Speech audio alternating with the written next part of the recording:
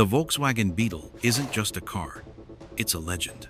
In the 1970s, every Beetle that rolled off the line in Wolfsburg, Germany, was crafted with care, precision, and a lot of human hands. From flat steel sheets to a rolling humming machine, the process was both simple and extraordinary.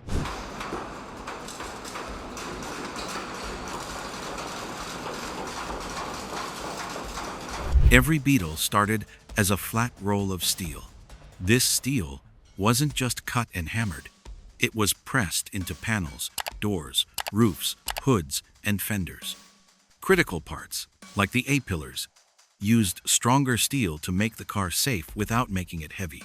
Decades before crash tests were standard, Volkswagen thought ahead.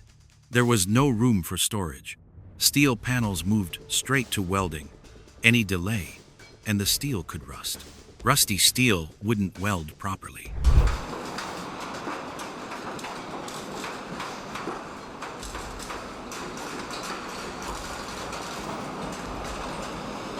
Timing was everything. Efficiency was key. Fewer than 30 different molds were needed to stamp the Beetle's entire body.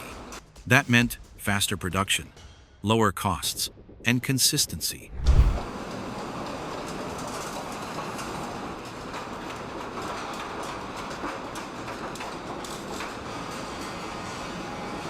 Next came welding. But this wasn't about machines taking over. Thousands of spot welds, over 4,000 per car, held the panels together.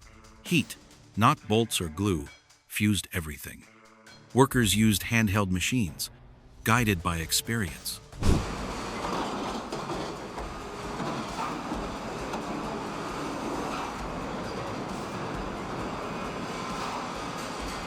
The side panels, roof sections, and rear quarters were positioned with great care, then clamped tightly in place before welding. Precision was everything here, because even the smallest mistake could cause big problems later. A single weld slightly out of line could mean that a door wouldn't shut properly, or that a panel would sit uneven against the body.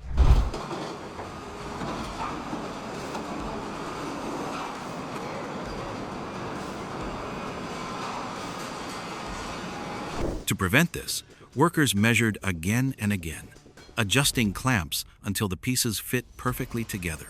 In critical spots, like around the suspension mounts and the engine compartment, extra welds were added for strength.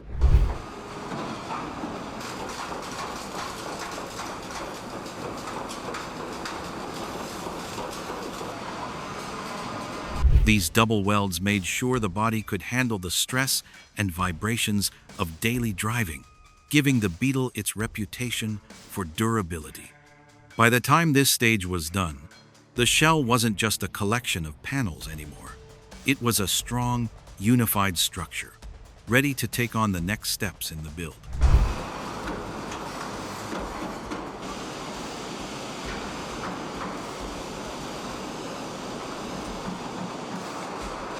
Once the shell was welded together, it officially became the body. At this stage, the bare steel frame began to look like a car, but every detail had to be perfect. Workers moved slowly along the line, running their hands over seams and joints, tapping with small tools to hear if the welds were solid.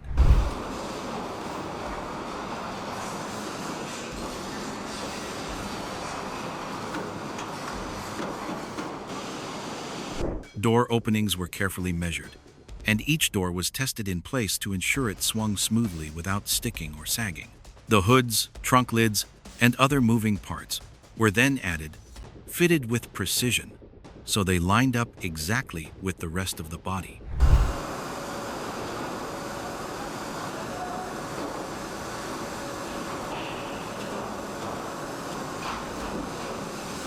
Even the smallest gap mattered. Too tight, and the panel would scrape. Too loose, and it would rattle on the road. Any misalignment was fixed immediately, with adjustments made on the spot. By the end of this stage, the Beetle's iconic shape stood completely formed and symmetrical, but still dressed in bare steel, waiting for the next step.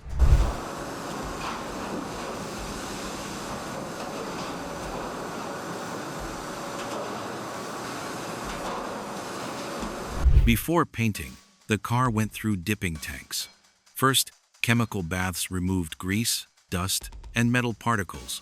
Then a phosphate bath added a thin layer to prevent rust and help paint stick.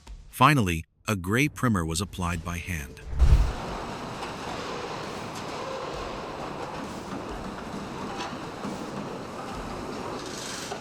Masks on, spray guns ready. Workers carefully coated every surface, inside and out. Hard-to-reach areas were sprayed first, followed by main panels. The primer was then baked in an oven for over 30 minutes to harden.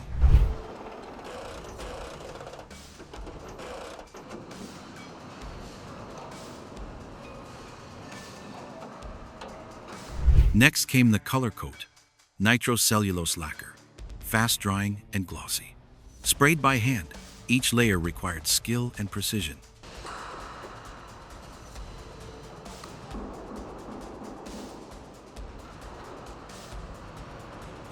Every coat was baked again to lock in the shine. The Beetle's paint wasn't just decoration, it was protection. After this stage, touching up the body wasn't allowed. Every spot had to be perfect before assembly continued.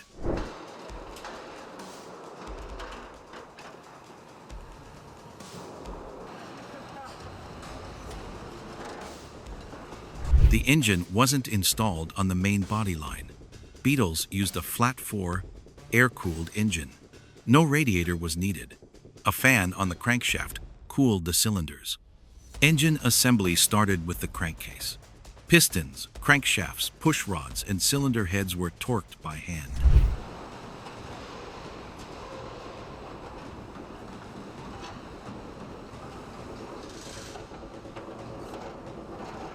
Carburetors, distributors, alternators, and fuel pumps were added to form a complete unit.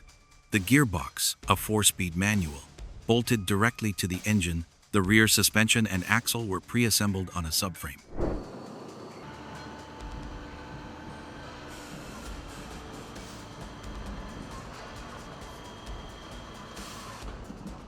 Once complete, the entire engine and rear axle assembly rolled under the painted body. A crane lifted the body and lowered it onto the drivetrain. Bolts secured everything. Fuel tank, battery, and connections followed.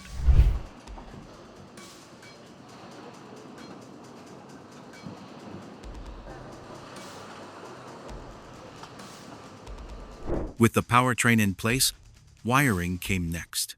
Bundles of cables ran through the car controlling ignition, lights, horn, and wipers. Connections were crimped, not soldered, ensuring reliability. The dashboard, speedometer, fuel gauge, switches, and fuse box snapped into place.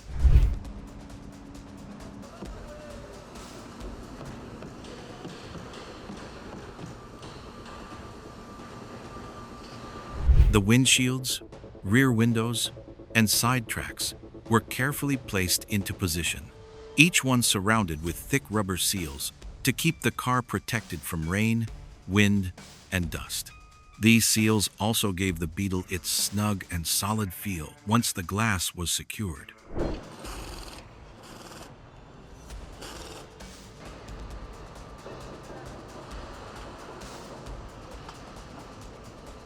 Inside, the seats were slid neatly into their rails, locking firmly in place, while some could also fold forward to allow easy access to the rear engine compartment whenever maintenance was needed.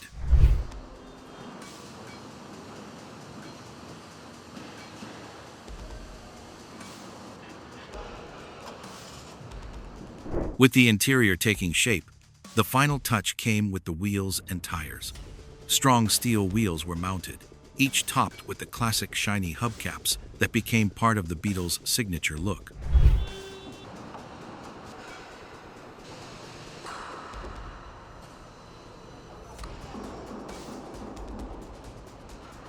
Workers tightened the lug nuts by hand to make sure everything was secure, and then carefully checked the alignment of the hood and doors so they opened and closed with precision. At last, the car stood complete and ready, rolling forward under its own power for the very first time.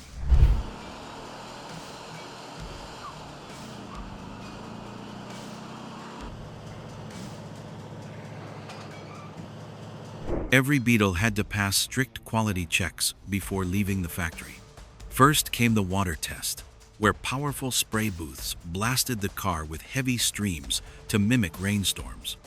Inspectors checked closely to ensure no leaks slipped through the doors, glass, or rubber seals.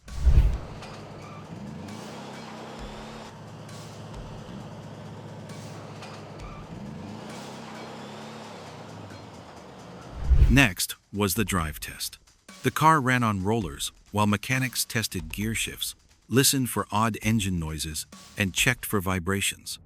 Brakes, panel gaps, lights, the horn, and all fluid levels were also verified with care.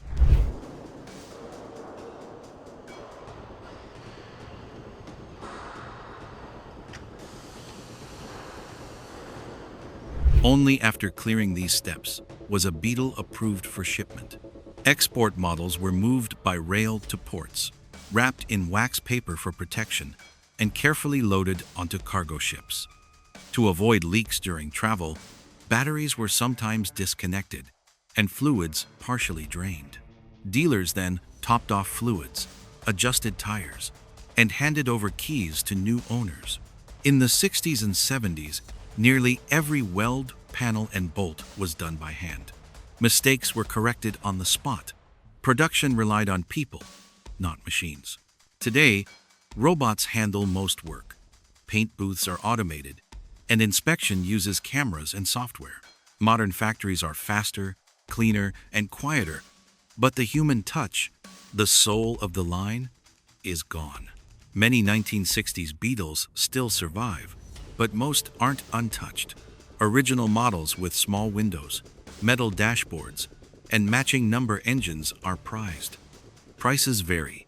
Basic models around $8,000, fully restored $25,000 to $35,000. Rare sunroof or dealer convertibles up to $50,000 or more. Owning a Beetle today is about preserving the hands-on craftsmanship that made it legendary. And that's the journey of how the Volkswagen Beetle came to life in the 1970s factory. A mix of skill, hard work, and tradition that gave the world an unforgettable car. Thanks for watching, and see you in the next one.